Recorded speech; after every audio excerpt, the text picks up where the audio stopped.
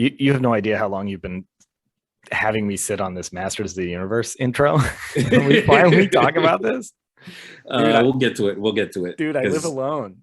you gave me Mark Hamill as Skeletor. Now I just have that voice in my head, which isn't a good sign. We're gonna review and talk about that episode, but that's coming later. Yeah. Ladies and gentlemen, I'll save it. Welcome to the Garbled podcast. I am your host, the Get Down from Hispanic Browntown, the beast roaming in the Pacific East. Ladies and gentlemen, put your hands together for me, Ramon. Hi, Ramon. Hi, Nick. Hey, guys, it's Nick, the other half of the Garbled podcast.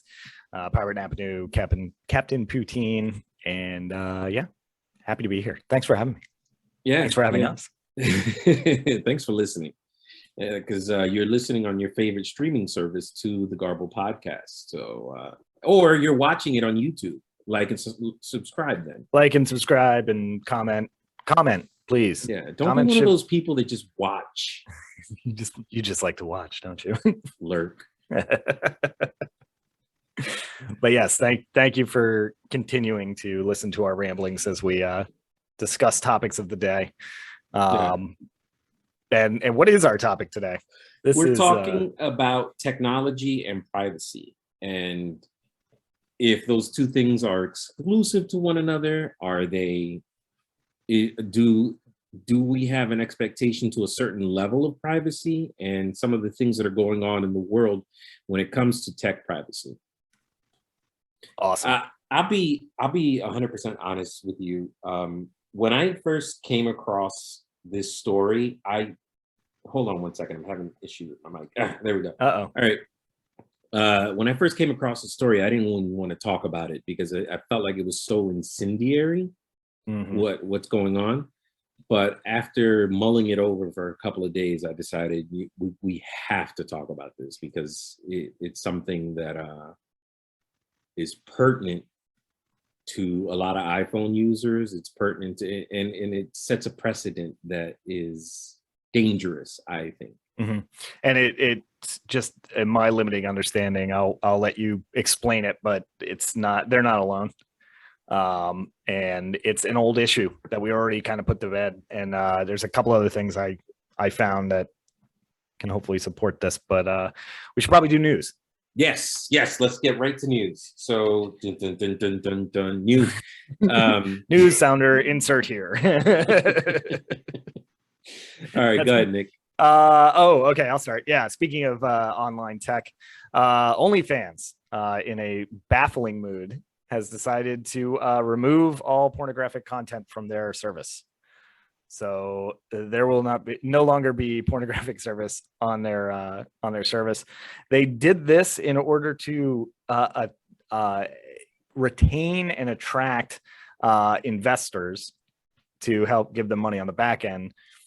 I assume that they take a commission for anything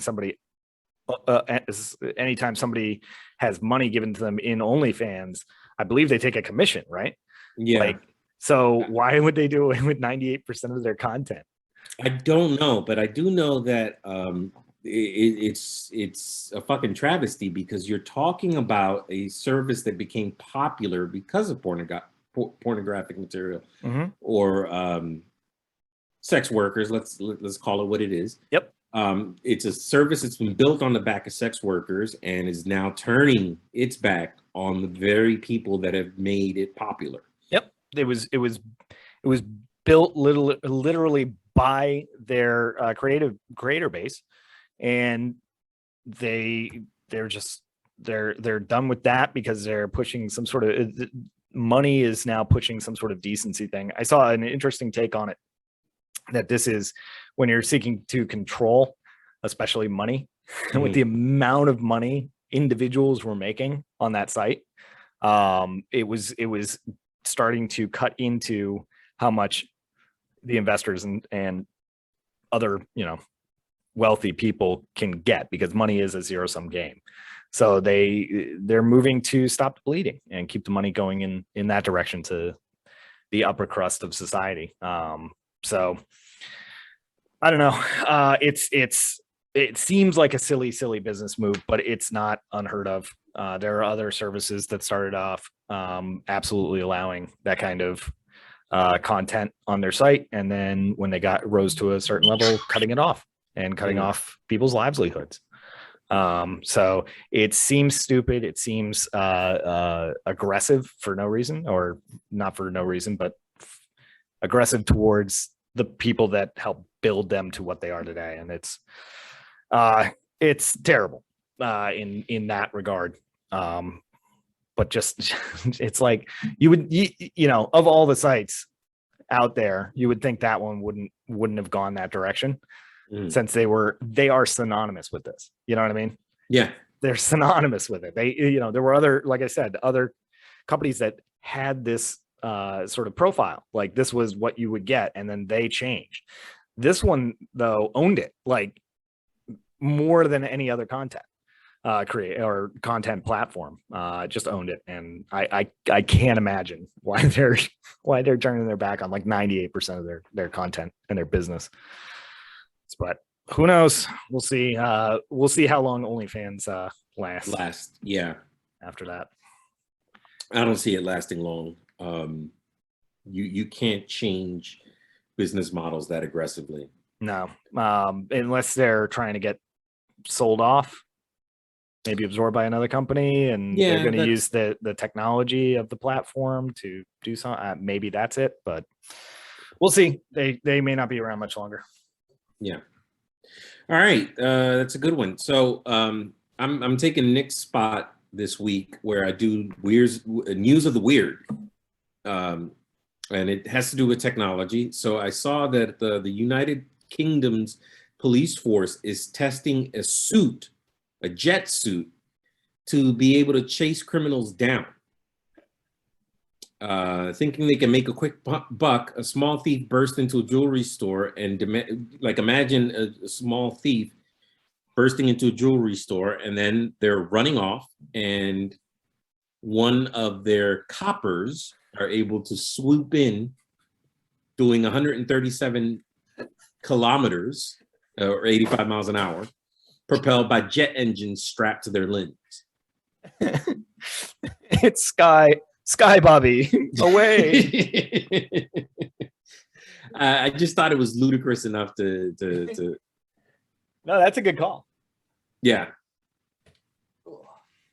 You all right there? Yeah, no, I had a technical difficulty. Sorry. Yeah, I see.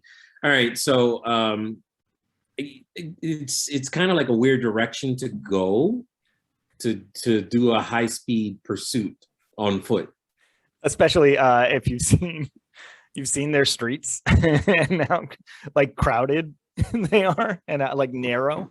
Yeah, like, yeah. You know, that's gonna be interesting. You know, one guy thinks he's Batman, just he's like there 3 blocks down, and jumps off like a 19-story building. Jetpack doesn't go. Copper commits suicide today. Yeah. Quick, somebody put a note on him. we can't blame the suit. So they're just actually, that's not even Batman. That's just Tony Stark. That's just Age of Ultron right there. They're like, and eventually we won't even need cops to be in the suits. The suits will take care of it. Essentially, yeah. I mean, oh, it's both. Like I'm trying to understand why. Just why. We have cars, we have motorcycles. Like, why do you need a jet-powered suit to publicity? And it's trying to, one, maybe capture the imagination of kids who are like, oh, look, he's flying, you know, like, and get people trusting, or at least into supporting the police force, which is it's not, I mean, maybe it does become functional in terms of, I mean, you know, SWAT flying in through the windows, you know what I mean? As opposed to rappelling down through the windows, like when they have to go into like an office building on like the 19th floor, might be kind of like shock and awe and give you the upper hand. But for all the for all the poor police officers that were like, I just want to protect and serve the community, and then they just careen off when one of their thrusters goes wrong. Right, right. Like winds up in the hospital. Like it's we're gonna make you fly. What? I would imagine that this is it's just the idea that they're going to give it to the police. Yeah. Well, of course, yeah. Of course, yeah. It's not even military. It's not even it's not even military, right? Exactly. It's like, no, we're just going to give this to the regular police. Yeah. Just we're not going to be happy until we have Robo Bobby. Like, Jesus. That is the plot of RoboCop, right? When they that's exactly the plot of RoboCop. It's like pitch this. Was this Boris? Pitch this? Probably when he was like the mayor of London, like 100 years ago.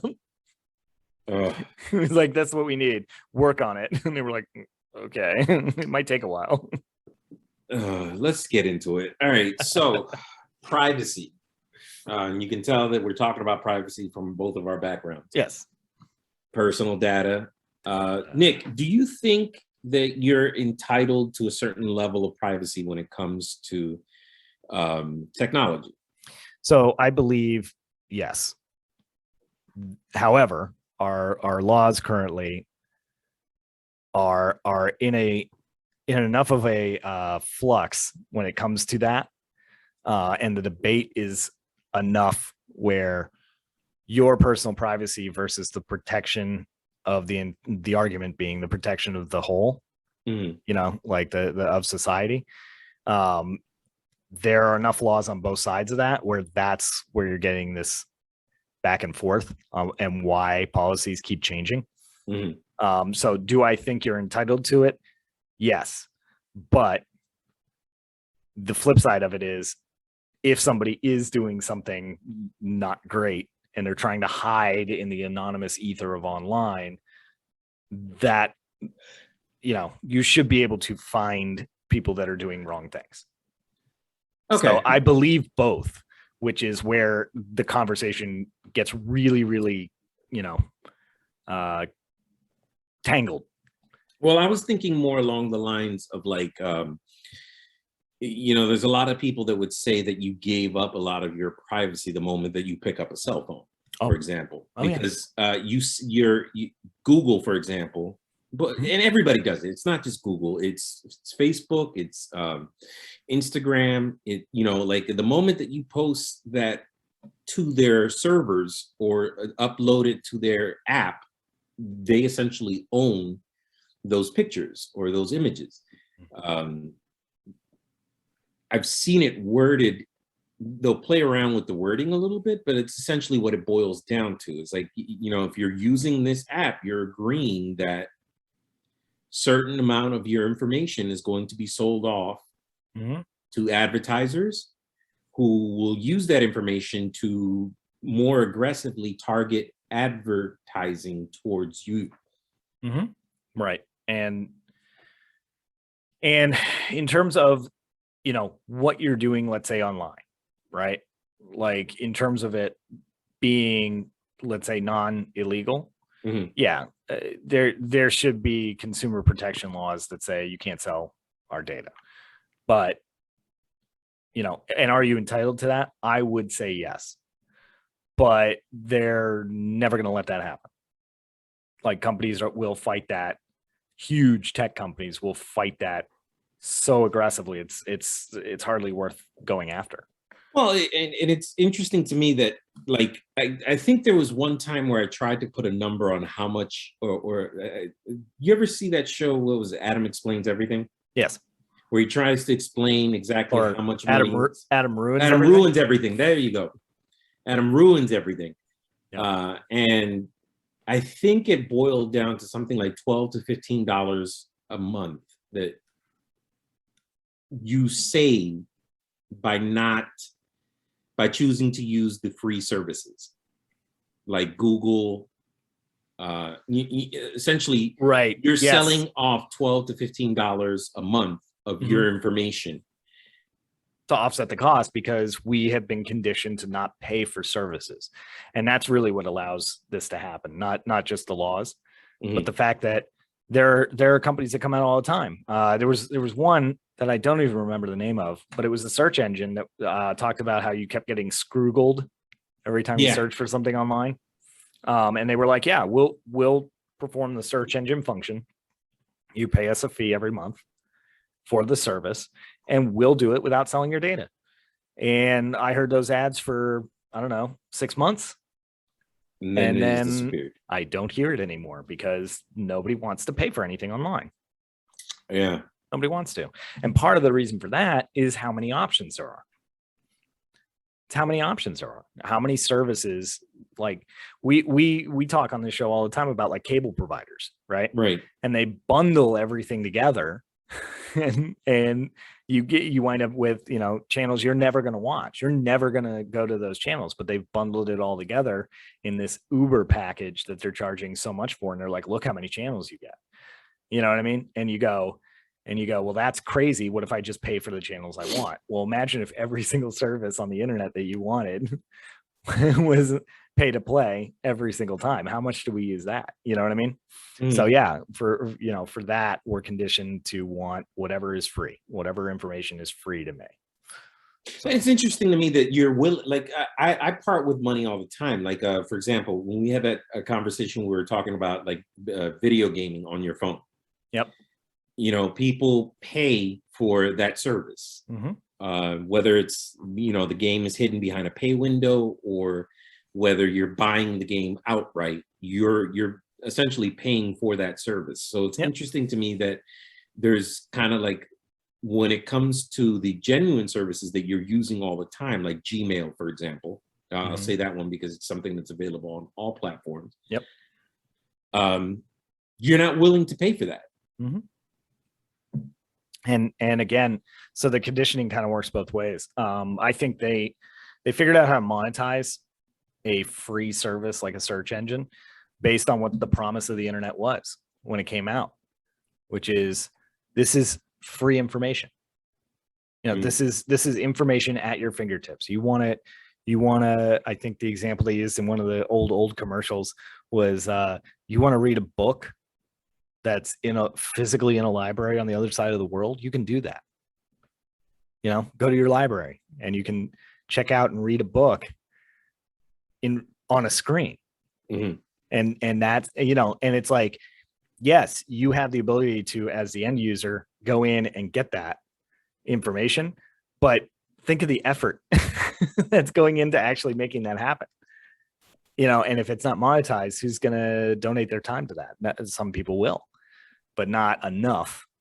Not enough companies will to make that happen to the level that we're expecting it to be. So we were sold on the idea that this is, you know, free to everybody and this is revolutionary, and it is, but companies, in order to stay interested, have to make money.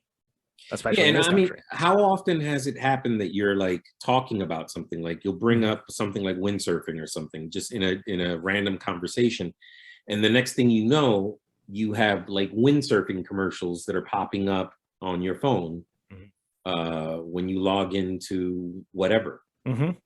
Oh yeah, I did it the other day. You know, I was trying to see what the current prices on shipping containers are, you know, in case I wind up living in one. And I was just one of those, you know, I was curious, and it was, you know, the middle of the night and I wasn't sleeping. Go figure. And now, you know, I just looked for the average price, and now every single targeted ad is, you can get a shipping container for me. No, get my shipping container.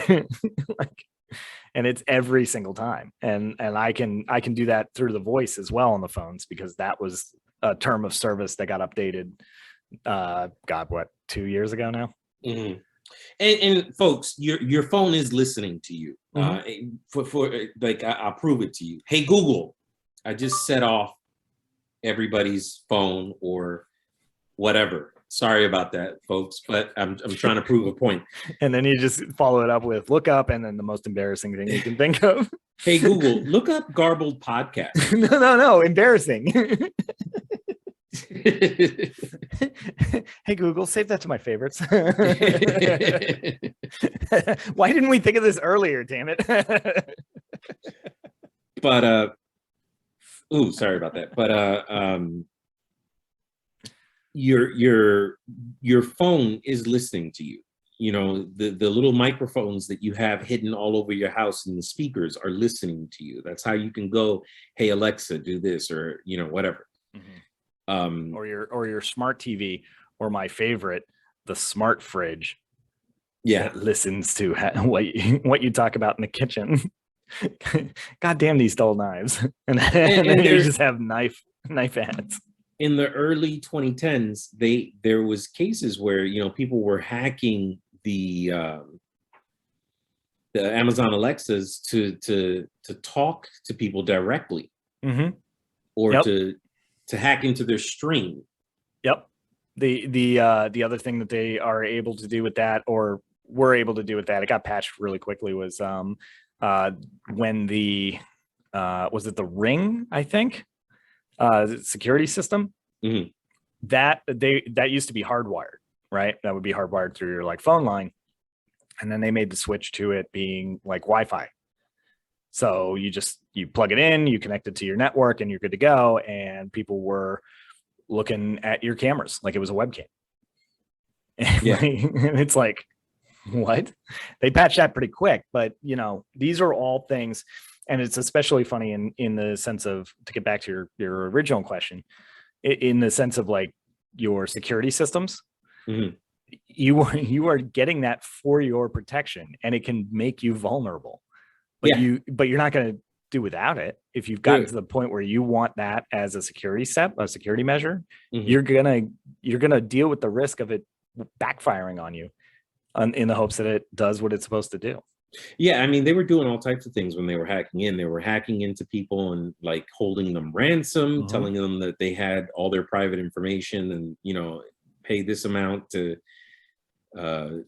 keep it private. Oh yeah, talking over the speakers that are in the security thing. Like, so your house is now holding you ransom in your own home. I mean, there was one case where I was reading about where the people who had hacked into her system basically waited till 3 a.m. and said, "Hey, you're gonna die." Yeah. And so it goes anywhere from prank to actual ransomware, which is crazy, but we're willing to do it like almost every time. You know what I mean? Like, I forget the quote, and I should have looked it up, but there's a quote out there where they talk about how we're willing to give up our freedoms one step at a time, as long as it's convenient. The idea being, you don't go after someone's civil liberties. You go after, you offer them a trade for one little bit of it for something really super fast. I had a guy in a store I was running one time, you know, from my perspective, a kid, essentially. He forgot his wallet in his car. And this is before like Apple Pay or any of that. He forgot his wallet in his car, and he you know, it's in a mall. It's in like the middle of a mall. And he's like, oh, I got to walk all the way back to my car now to go find my wallet. Damn it. Why can't I just get a tattoo of like a barcode so you can just scan that and take my money? And I freaked out. I was like, isn't that like the mark of the beast or something? Yeah, like, it's biblical, buddy. Yeah. I'm like, you don't want that. But no, he really, really did, because he had to walk back to his car when it could be just right there for you. And, you know, that blew my mind. And then like a few years later, we have like Apple Pay, Samsung Pay, where, you know, our phone gives away our money. Yes. I'm getting ready to buy a watch. I'm all excited about this watch that's coming out. Okay. And essentially it's going to have like Samsung Pay on it. But it's also, and other things, you know what I mean? It's not just but like that's one of the features in this watch, that I'm going to be able to tie my banking to it. And it gives me that convenience of being able to use the watch at a register. Like, just tap your wrist on the register. Here, and you just backhand the register. Yeah, there's my money. But I think you're right. The moment that you prepare it in a package of convenience, people will start giving away little bits of their liberty with no problem. Exactly. So what was the thing specific to Apple that you wanted to bring up, that was the policy that people seem to be in an uproar about? Okay, well, it's not that it's in an uproar. See, and the problem is that they have tied it to. I'm going to pull up a couple of news articles and read a couple of pieces from them. Okay. But what's happened is that they have tied it to. I'm trying to remember the correct term because the terminology's changed. Okay, they've tied it to child sexual abuse material. So they've tied it to child abuse. Mm-hmm. And by doing so, if you present a counter argument against it, you come off as the villain because you're in favor of child abuse. Right. And it's the same argument that was used for so many free speech, arguments. Whereas, we're just trying to stop, terrorism or whatever. And, the second you go, no, when the argument was made, no, I protect the freedom of speech from, people I actually support all the way through people I absolutely don't. They have the right to voice their opinions. Right? Yes. There was I'll never forget this. There was we were in one of my classes in high school. We were talking about the free speech, Mm-hmm. and after going over this material in class several times, and the teacher's like, is it okay for like the KKK to come and do a rally? Mm-hmm. And you realize that the price of having free speech is that you have to have all speech. It just can't be the speech that you choose. Right. Yeah. And it's, and the perfect example now is some of the hate speech that's on the news every night. Right. You know what I mean? That's guised as, this is me talking as an American, and it's all that same argument. But you're right. They're trying to, take one group and say, well, you don't want to support this, do you? Right. You know what I mean? So, and it's essentially the same argument. And yes, like I said earlier, that kind of stuff does need to be policed better and does need to be stopped. But that's the guise. That's not the policy, right? Right. So essentially what it is it's a program that's called Neural Hash. And what it does is it allows Apple. It allows Apple to be able to search through your photos and your photo albums to see if there is any of this CSAM, child sexual abuse material, Mm-hmm. on the iPhones. And that's a huge concern because, and we can all agree that, child abuse material is bad. It is bad. It's not even an argument. No. But you have to say that. Yeah. Right? You have to qualify before you go into the point that now all of my pictures are in a database. And they or are. that there's somebody that's going through the data, the pictures to look for anything that's remotely child abuse material. And I can hear, without reading the article, I can hear the arguments, which is, oh, you're going to have people going through all my pictures, and they're going to go, no, a computer, an algorithm is going to go through the pictures. That's right. That's and what then they always say. Yeah, and the algorithm is going to flag things that it deems inappropriate, and that's when it'll go to a person to make a decision. But things are going to fall out that aren't what they're looking for. Right. So they have people going through all their pictures. Like it's, unless it's like a tree. And the real concern isn't, forget the child abuse material. Forget the idea of this child explicit material. Right. My concern is that once you develop this algorithm to be able to search for child abuse material, you can design the algorithm to essentially look for anything. Mm-hmm. So what's to stop somebody like China to take all this algorithm and use it to search for anybody who's in support of like a free Tibet? Mm-hmm. Yep. Or what's to stop the American government from being able to search through your phone to look for terroristic materials, whatever. Mm-hmm.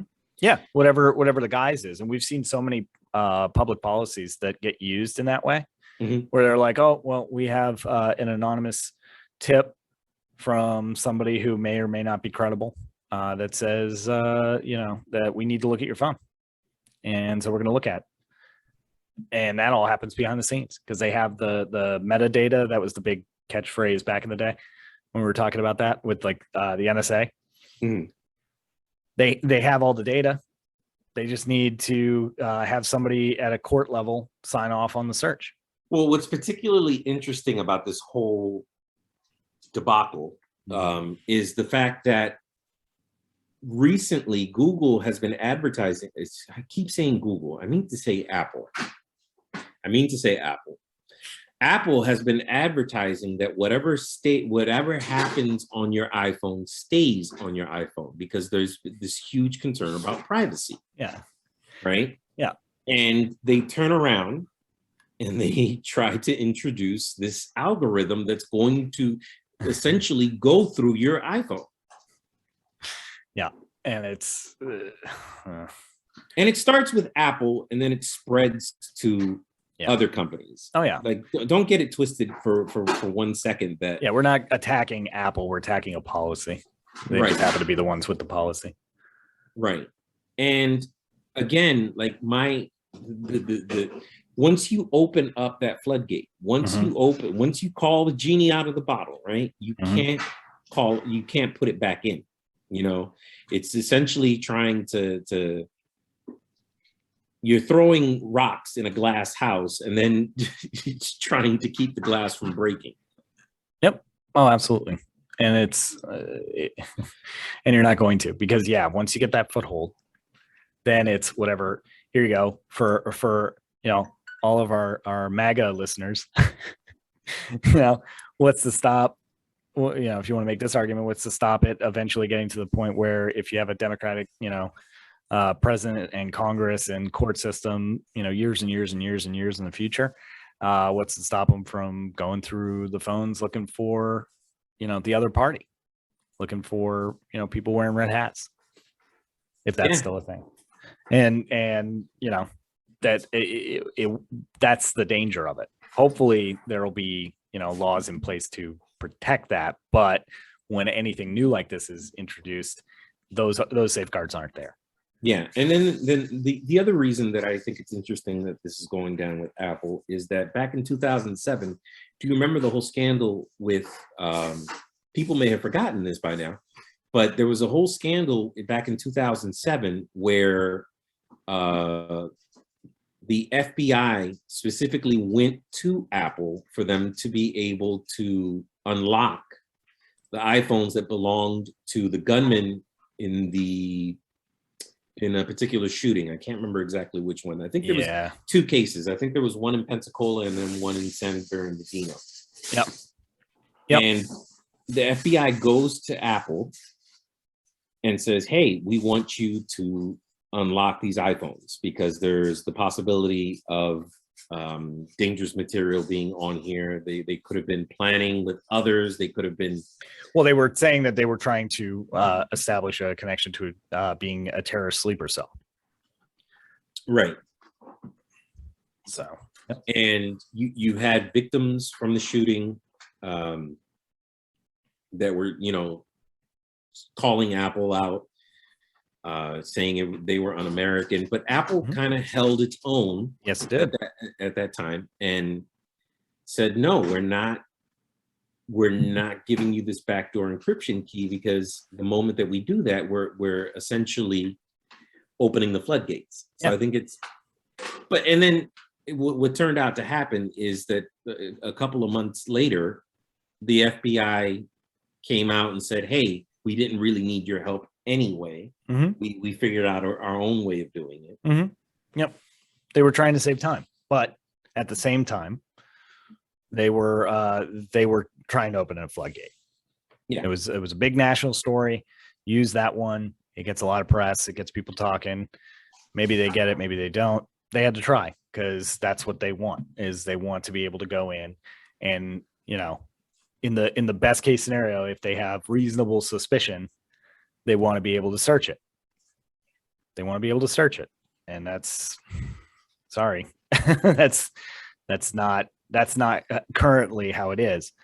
But here, to your point, here we are a few years later, and we have it built into the terms of service.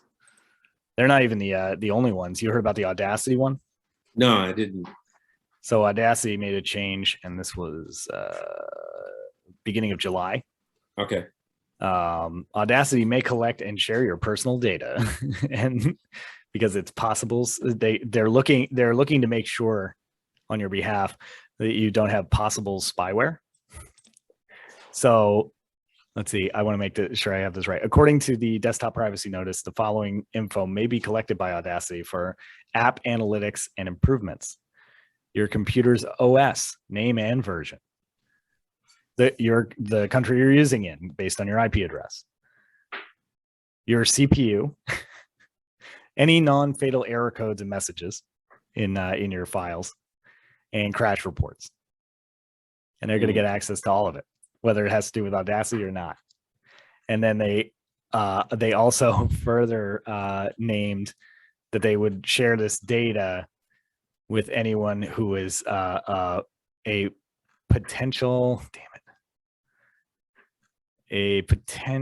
sorry. No, And it's basically, if they were going to sell the company, they could share that data with the company that was interested in buying them.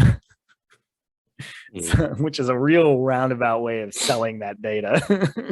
Well, let's go with the counter argument that you hear a lot of people say: if you're not doing anything wrong, you have nothing to worry about. Yeah. Bullshit. Yeah. That's such bullshit. That's such a bad argument. It's such a bad faith argument, and it gets so much traction. In fact, I hear people bring it up. You tell them, "Hey, listen, there's a chance that so and so could have your data." Okay, I'm boring. Who cares? Okay, then it's not about you, is it? It's about everybody else. You know what I mean? Right. And it's about whether or not the government or anybody really has the right to go through your information. Mm-hmm. And like you said, being able to put it into the terms of service is what makes this whole idea dangerous. Mm-hmm. It's dangerous, ladies and gentlemen.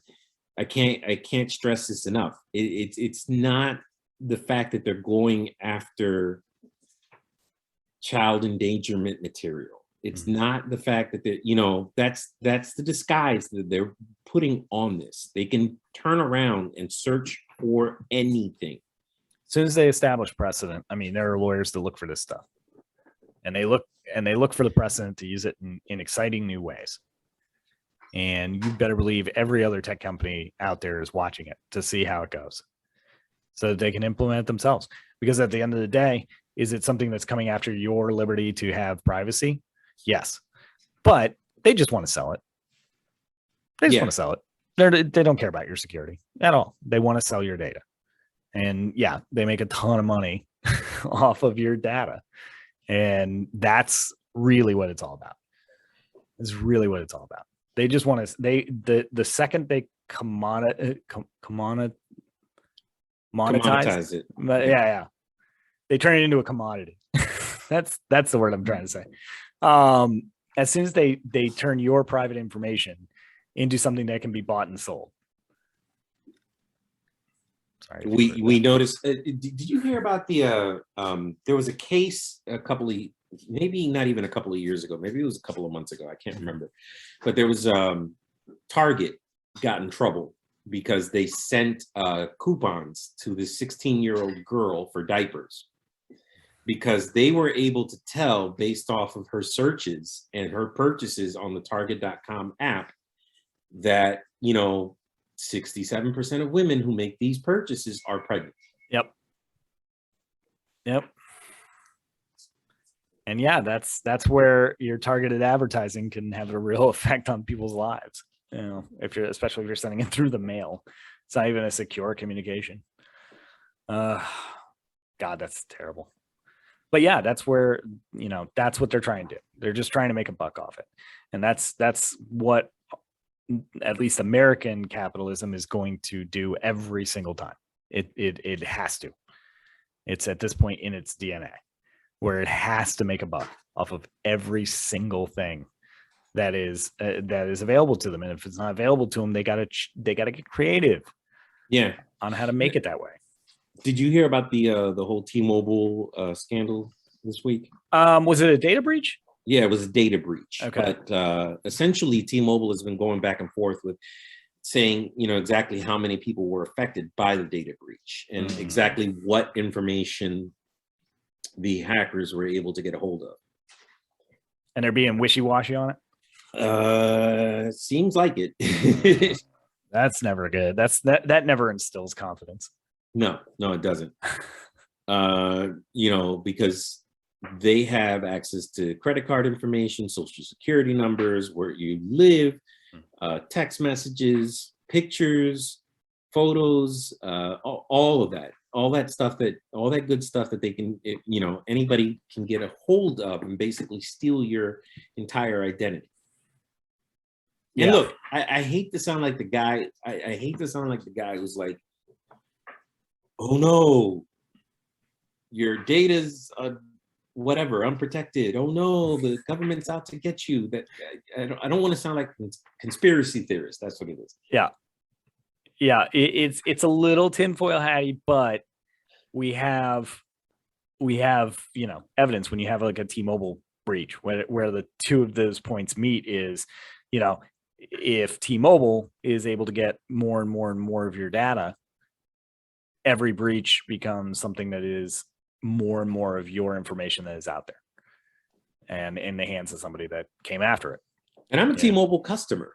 Yeah. I've been a T-Mobile customer for years. Yep. And I'm not overly concerned about it because these types of things happen, but I'm also not, it doesn't endear me to the company the way that they're handling. No. And you want them to come out and very definitively say, we know what's going on and we're working on a fix. Not go back and forth.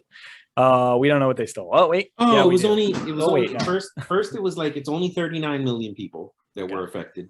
And then it was like, no, it's probably closer to 75 million people. And then it was like, no, it's probably closer to the number kept shifting and changing. And then the information that was stolen kept changing as well. It was just phone numbers. No, well, it was also, your social security information. Oh, it was also your credit card, Trying to downplay it and just give you little bits until you get bored and don't look at it anymore. Ugh. Yeah. I mean, and that speaks to trust. I mean, nobody's 100% unhackable, obviously. Somebody figured out how to hack or decode blockchain, like, I don't know, a few months back. So that's no longer the safest thing out there, but most companies aren't running the safest thing that's out there. So they're running what they believe is safe. And their investors think is safe enough. But, the more data that is collected through these, terms of service and through actively collecting that data in order to sell it, even if everything is seamless there, you can still have what happened to, what was it, Facebook? That sold with off the analytics company. Yeah, the analytics company that bought a whole bunch of stuff they shouldn't have had. You could still have, bad situations like that happen. That isn't even. I don't even think that was a data breach. I think that was an actual like sale of information. Yeah, they were selling it to the analytics company. Yeah, exactly. So I can't remember the name of the company, but yeah, I don't even think they're around anymore. I think as soon as that came out, they folded. But yeah, that's why this is such a bad, it's such a bad look. And especially, it's not like the first time. I mean, South Park got 13 years ago did that whole thing on you signed Apple's terms of service, and they're like, well, no one ever reads that, and they're like, we know, and no one would ever volunteer to be part of a human centipede. And then they were just rounding people up to make a giant human centipede because it was in their terms of service. So, which nobody reads, and that's where that convenience thing comes in. Is I want the product, I want the service that's going to make my life better, and I don't have, either I paid for it or I don't have to pay for it or whatever it is, when they get to the terms of service, nobody's reading that. They're sold on the product. They just want to move forward. So it's the changing of the terms of service later. Yeah, that you have to watch more out concerning. for. Yeah. Like one of the things that I kind of stumbled across when I was doing my research for today's topic, there are some alternatives, but they're not great, obviously. There's there's an option where you can download a program that replaces Android, but is based on Android. Like a Linux type thing? Yeah, it's like a Linux type software for your phone that basically allows you to so the way that it works is that your account is tied to your Gmail with Google phones, right? Okay. Yep. So it creates a false Gmail account. Okay. And essentially allows you to be able to control exactly what information is being sent back and forth between the apps that you're using. Oh. But it doesn't have the amount of, it doesn't allow the flexibility that, regular Android allows. It doesn't allow for any aftermarket thing like that isn't aftermarket, right? Yeah, Exactly. It's not going to have the same level of communication with the source because that's not what it was designed for. So, yeah, you're always going to have a little something lost in the cloning process, as it were. And yeah, so I'm interested if that company made it. They did. Okay. It was designed by a privacy. It was designed by a security firm or a guy who used to work for a security firm who wanted to develop a program, an operating system that would allow you to be able to have granular control over exactly how much data you're sharing. And it, like I said, it does the job, but it right now it doesn't have support for certain apps. Right. But, yep. Yeah, and that's the thing. I'm glad they're still working on it and still making it, because that's good. That's a good step. The other thing we need to do is we need to have better regulation of it, and that's where it gets tricky. I read a chart that from like the 70s up till now, so like 50 years of votes in Congress. mm-hmm. It tracked how often the will of the people was met. Was like, so if there was an approval rating for a particular measure and it got like 51% or higher, how often that passed versus things that didn't have the support, in polling or whatever. And they showed the Venn diagram of if it has more support, it should be more likely to pass, right? Obviously. Right. And no, it is regardless of what the will of the people is, from the 70s all the way through to today, everything passes around 30% of the time. Like, it doesn't matter the support that it has. The one caveat to that is it doesn't matter the support of the economically the 90%. But when you look at the upper 10% of society, what their goals and what they support is what gets passed. Exactly like it's supposed to go. The more support it has with the wealthy and corporations and stuff, the more likely it is to pass. And that's what it is. It's literally an uphill battle against money controlling the system to get any kind of legislation passed. So to say, if we say, hey, we don't want companies to profit off of our information anymore, pass laws that say they can't. Like, we would have a very uphill battle for that. Very uphill. There's an old saying that it's kind of to what you were talking about earlier, where if you make something convenient for people, they'll slowly, inch by inch, give away And the problem is that by that approach, inch by inch, every year we give an inch, right? 20 or 30 years down the line, you've given up a mile. You've given up the whole game. Yep. Yeah. Yep. So what do you see as a solution, or is there a solution? Yeah, there is one. And it is literally getting that influence, the influence that money can have in Congress, basically lobbyists. It has to go. That's the only way that level of protection for the consumer is going to be allowed, is if we get rid of all lobbyists. Double-edged sword, because you have some very progressive, very good organizations that are literally lobbying Congress almost out of the goodness of their hearts to get things done. They would have to go too. Yeah. So that's the only way you fix it, and it's not even really a great fix. I think it's also important that we vote with our wallets. So if you know, for example, I was just talking about the whole T-Mobile thing, like I'm giving serious thought to leaving T-Mobile and going with another service provider that's not going to have the same security, or you know what I mean?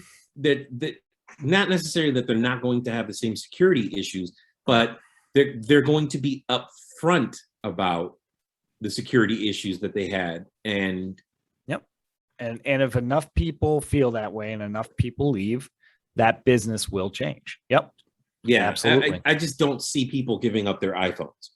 Like Apple's market share in the United States is like ridiculous. It's really high. Yeah, and if it's not, I mean, it's number one domestic, obviously, but if I would be surprised if it was like number one overall. You know what I mean? I mean, if not, they're number two to like Samsung. I know they go head to head with them all the time. Yeah, well, I know that Android worldwide has more market share, but when it comes to the United States, I think some of the information that I was looking at, and don't quote me, folks, because I perused it. I think it's something like 60 to 70%. Yeah. Right. So you have a lot of people that in the United States who are invested in Apple's ecosystem. Macs, the iPhone, and we're not just talking about something that's, oh, well, it's specifically just my iPhone. No, it's your photos. It's your information. It's your data that they're going after. Yep. In an electronic sense, it's you. Yep. There is a precedent for your I had to go find it again. There's precedent for your point about voting with your wallet on that. You remember when WhatsApp changed their policy? And they were like, oh yeah, we're gonna send all your info over to Facebook after and the article says it drove users to Signal and Telegram in droves. like people jumped ship from WhatsApp so fast when that changed that they had to go back and actually backpedal on that a little bit. And then Telegram's market share went up, right? Yeah. Oh, Telegram and what was the other one I said? Signal, whatever that was. Oh, that was the right wing one, right? No. You think of Parler. I am thinking of Parler. You're right. Yep. So it helped out those two companies because they're not Facebook, and we all know how we hate Facebook, and yet still use it. I've pretty much given up on Facebook essentially.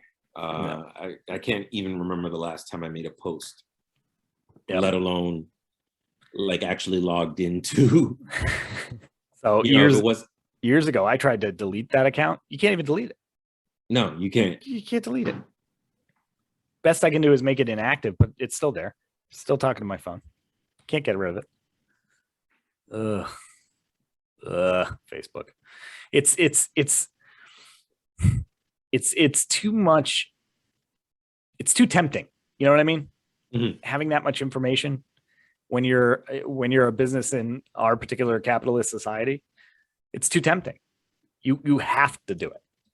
Like there is so many of these companies, especially if they're public traded, are fiduciarily obligated to try. even if it's not right. Doesn't matter. It's just business, right? Right. But it's not. It's people's online lives, and it can affect their IRL. It can affect it. Especially the obvious one of your data or your accounts being actually emptied of real money, or just your credit getting absolutely destroyed until you spend however long it takes to get that corrected, which can cost you money if you can't do it yourself. Right. If it's that, messed up. So there are too many real world implications. And when you look at a company that is designed to be out of touch like that, they literally can't care about it. And I think that's the problem. One of the other things that we can do is we can try to break up some of these monopolies, like Facebook, for example. Yeah. And the reason that Facebook is constantly having to go before Congress, have you paid attention to that? Yes, I've seen when they wheel the Android of Mark Zuckerberg up to the up the Capitol stairs and plug him into the desk, and he just stares blankly at AOC, and she just reads him the riot act. I've seen it a bunch of times, and then he goes and he gets on his yacht or whatever, and wears his hoodie because he's an everyman. And it's meaningless. And why is it meaningless? Well, Elizabeth Warren didn't get a seat at the table after this last election because Biden won, and Biden's not going to break up any monopolies. Are you kidding me? Not going to do it. He's a centrist. He's just trying to get along with everybody. So you don't think there's any chance that these monopolies can be broken up? Not right now. Not right now. What's it? 2028 when President AOC is sworn in. Maybe, but we have to see, because if it's not Biden, right? It's Harris, and Harris isn't going to do it. She's a prosecutor from California. Yeah, she's not going to do it. No way, no interest. You know what this got me thinking about too is what happens to your phone? God forbid you're arrested. You know what I mean? Yep. The importance of having a security password, and because legally they can't force you to unlock your phone. Nope. But they can ask. And if you're scared, you can do it. So they can coerce it out of you. But if you're smart and you get a lawyer and you don't do that and you let your lawyer handle that, then right now they don't have a back door to go in and get that information if you're able to stick to your guns. It's right now. But you have enough of a push and enough press that makes it look like public opinion is on your side. Companies that want to be able to get in, or government entities that want to be able to get into your phone, will one day be able to get into your phone. They will. Mm-hmm. Just a matter of time. We keep too much on it. It's too tempting. They want it. They're going to eventually get it. It's just a matter of chipping away at it over time. And eventually people will be like, nah, all right, that's how it is. That's just how it is.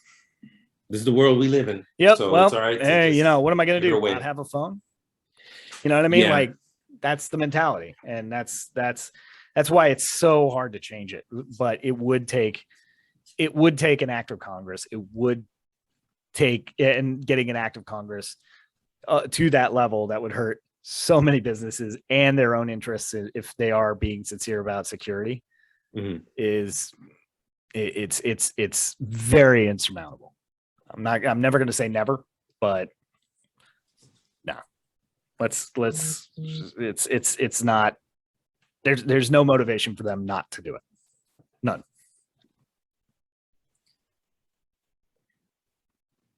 Which is sad. Yeah.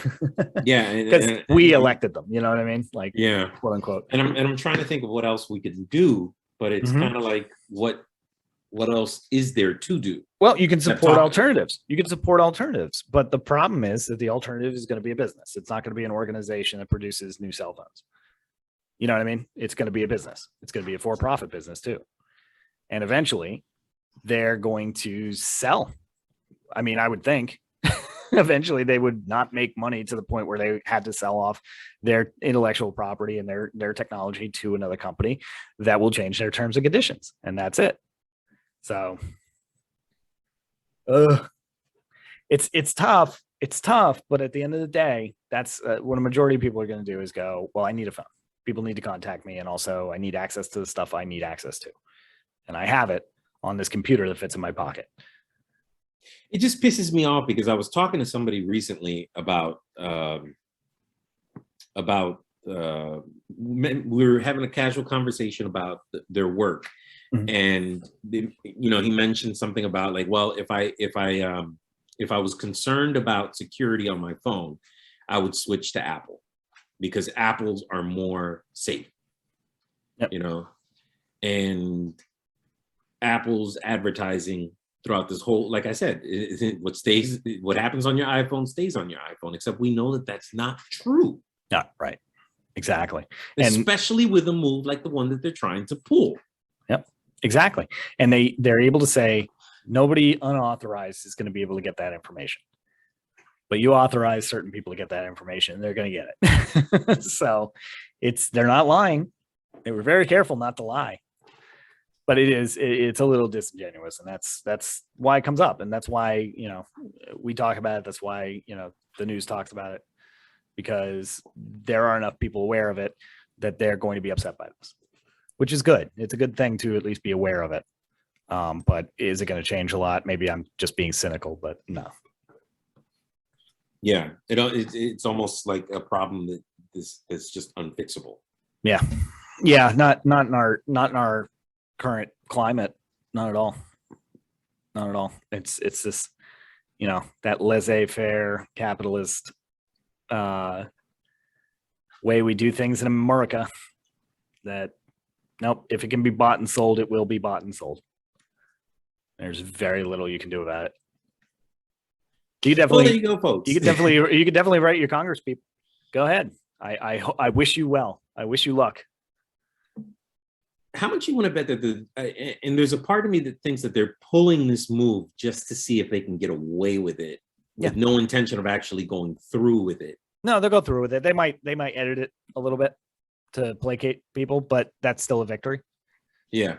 That's still a victory. And that's one more little baby step towards the actual goal of being able, of you having privacy so that that the company that you've authorized to sell your data allows anybody that's not buying the data to have it. That's the level of security that we're going to have in the future. That's it. Do you remember that movie, Minority Report, where he's walking through the mall and it's scanning his eye and it's like, oh, hey, Mr. Johnson, how are those pants that you bought from the Gap? Yep. The personalized targeted advertising beams directly into your eyes based on your retina. But that we're already there. That's the funny thing is like we're already there.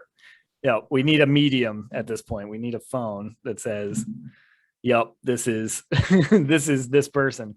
But yes, yeah, it's also coming. I mean, watch enough Black Mirror and we all know what's coming. Oh, we should end on a happy note. Yeah, we should end on a happy note. What's the funniest bit of information they're going to get? What's going to make an analyst go, huh? There you go. There's a poll. Oh. Wait, but then we're data mining, so we can't do that. Unless we update our terms of service. So everybody on the video, just scroll down in the comments. There'll be a new toss. I mean, I'm glad you're having fun with this, but it's concerning. But you know, at the end of the day, we do try and keep this light a little bit. Yeah. But yeah, no, it's super concerning. But I honestly, you know, here's on a serious note.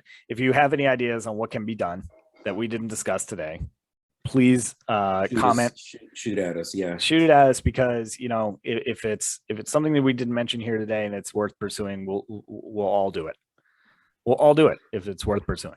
So let's kick it around. Let's see if any ideas have legs. There are no bad ideas. So go ahead and put it in the comments, and hopefully we might revisit this. I mean, companies change their terms of service all the time, specifically for this reason. So Yeah, it's probably going to come up again.